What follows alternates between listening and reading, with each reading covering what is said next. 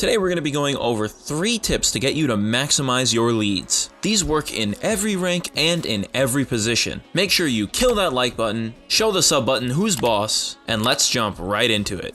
First up, we're going to be talking about recalling, and our specific example is going to be recalling on a cannon wave. There's some simple setup information that you're going to need to make sure that you can do this correctly.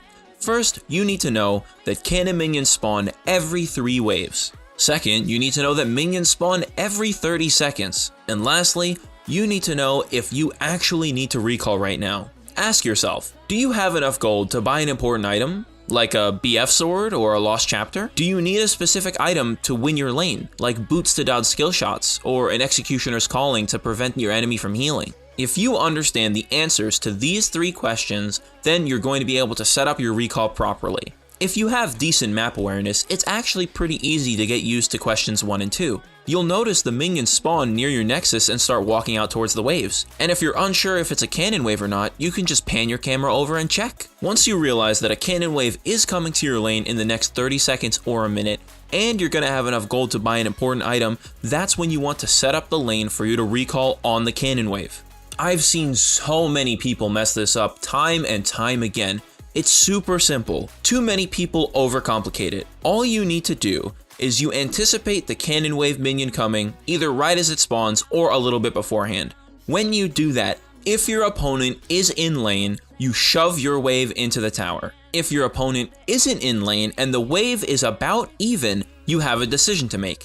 You can either do the same thing and shove the wave into the tower, or you can decide to leave the wave and let it freeze there in the middle and come back and get it later. You're gonna miss some minions this way, but at least you get a good recall off. In this scenario, it really depends on what your opponent has been doing. If they just got a recall off and have like a 1300 gold item over you, like that BF sword or like that lost chapter, it can be really risky to try and shove that wave into the tower. Instead, you can just opt to back, spend your gold, and get back to lane just when the minions are about to hit the tower. Everything about setting up recalls is about losing as little as you possibly can. In this case, when that cannon wave is coming, your opponent is going to have a much harder time pushing the wave. Cannon minions have over double the amount of health as melee minions do. This takes so much more time to clear, and if your opponent wants to try and rush it, they'll also be spending mana or other resources to shove the wave faster with their abilities. This will help you in the long run. At the very least, they're going to be down mana or have cooldowns down that are important.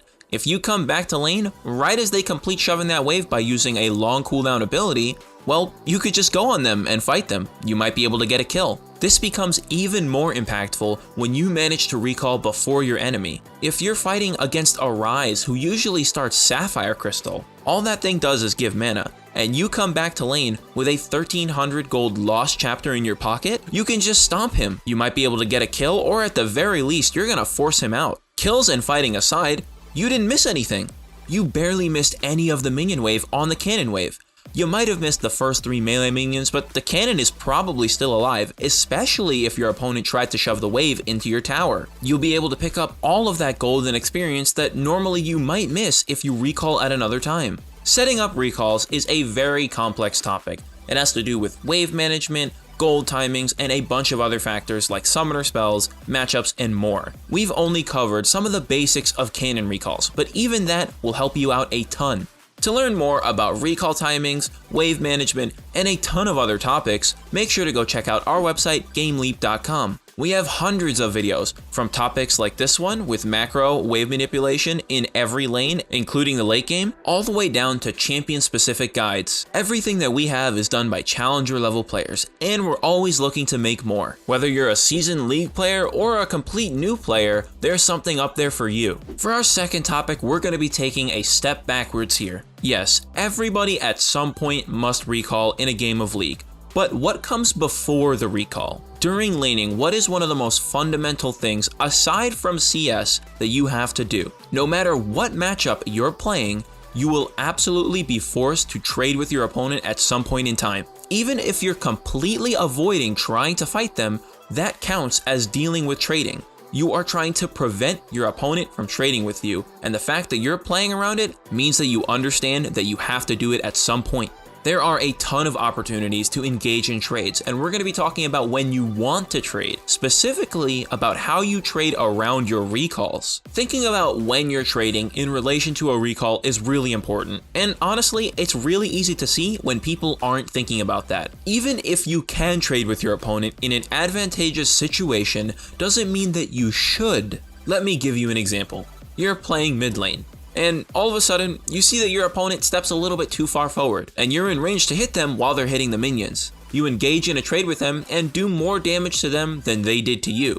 But this is the important part. What happens after the trade? In reality, what looked like a good situation to trade for you was actually your opponent setting themselves up to recall. They shoved the wave towards you and somewhat ignored you. They baited you into going in on them and managed to deal damage to you before they try and go for a recall. The fact that you took 200 damage while dealing 400 means nothing if they heal all of it back. This situation can become even worse if you think about the fact that you might have missed some minions while you went for the trade. As you can see, this kind of situation can be a big downward spiral. And this is just one specific example. We can change one factor and it'd be equally bad. Let's say the same exact thing happens. Your opponent steps a little bit too far forward while they're shoving the wave. You go in on them and you do like 300 damage. They deal about 200 back to you. The wave gets shoved into your tower and you're kind of stuck there. They can go out, put a ward down to look for your jungler, and get honey fruit and then come back to lane. The honey fruit will have healed them probably for about the 300 damage that you dealt, and you ended up losing health and mana. Just doing damage is not enough to warrant going for a trade. You want to gain even more than that. You want to gain control over your lane. If you have control, then you decide what happens next. You can go ward, you can go get honey fruit, you could go kill the scuttle crab, you could go help with an objective, you could go invade the enemy jungler. There's a lot of options when you have control over your lane and your opponent is stuck under tower. This is why trading before recalling is so important. It sets you up to be at an even bigger advantage when you come back to lane. Not only will you be more powerful because you have more items on you, you'll also have some kind of health and mana advantage. This will help you take control with the trades that you do take when you come back.